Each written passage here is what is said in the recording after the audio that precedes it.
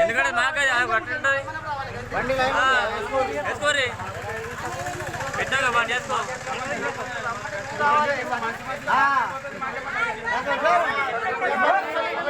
బాగా జరుగుతుంది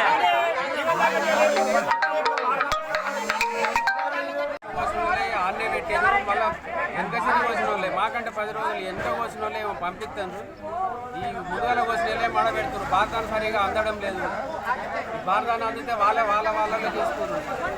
అందుకని వీళ్ళు ఎవరైతే ఇప్పుడు ఈ చట్టాలు నడిపిస్తారో వాళ్ళందరినీ చేంజ్ చేసి కొత్తలను పెట్టుకుని ఈ ఐకేబుల్ తీసేసి మాకు దానికి ఇవ్వండి, సొసైటీకి ఇవ్వండి. సొసైటీకి ఇస్తే సొసైటీ మంచిగా నడిపించింది, దానికి సొసైటీకి ఇవ్వాలని ఈ గవర్నమెంట్ కానీ వాళ్ళని కానీ సొసైటీకి మంచి కోరుతున్నారు. రైతులము గంభీరపేట మండల రైతులము. అయితే మా బాధలు ఏంటంటే మేము ఇంతకుముందు కూడా ఈ దోపిడీ ఇక్కడ రైతులు కొనుగోలు కేంద్రాల్లో దోపిడీ జరుగుతుందని కలెక్టర్ ప్రజావాణిలో కూడా దరఖాస్తు ఇచ్చినాము. దానికి ఇప్పటి వరకు అధికారులు మాకు మెమో ఇవ్వలేదు. ఒక క్వింటాల్ వెంబడ 5 నుంచి 6 కిలోలు కట్ చేస్తున్నారు. మళ్ళీ అక్కడ అన్లోడింగ్ అనే పేరుతోని డబ్బులు వసూలు చేస్తున్నారు. ఈ 2 అంశాల మీద మేము కలెక్టర్కి ఇస్తే ఇప్పటివరకు మాకు మెమో ఇవ్వలేదు. ఈ రైతుల పైన దోపిడీ ఆగుతలేదు. మరి ఎవరు చేయాలి? ఇక్కడ రైతుల పర్యవేక్షణ కూడా ఎవరు లేరు. ఇప్పటి వరకు ఏ అధికారి వచ్చి మాకు హామీ ఇచ్చింది లేదు, ఎటువంటి సౌకర్యాలు కూడా ఇచ్చింది లేదు. ఒక టార్పాలిన్ కూడా ఇచ్చింది లేదు. ఈ మెయింటెనెన్స్ ఇన్ఛార్జ్ వాళ్ళు మాకు ఒక టార్పాలిన్ కూడా ఇవ్వడం లేదు.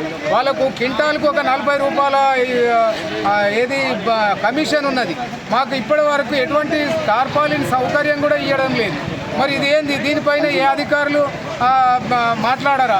మరి గోనె సంచుల కొరతతోని రైతులం ఇబ్బంది పడుతున్నాం. మరి వర్షాలు వస్తే మా పరిస్థితి ఏంది? ఈ వర్షాల వల్ల రైతు మేమే ఇబ్బంది పడతాం. వాళ్ళు ఏసీ రూమ్లలోనే ఉంటారు. ఇప్పుడు అట్లా మా యొక్క బాధలను అర్థం చేసుకొని ఈ వెంటనే రైతులకు ఈ గోనె సంచులు కానీ ఈ దోపిడీ కానీ ఇవన్నీ అరికట్టే విధంగా అధికారులు చర్య తీసుకోవాలని మా యొక్క విజ్ఞప్తి.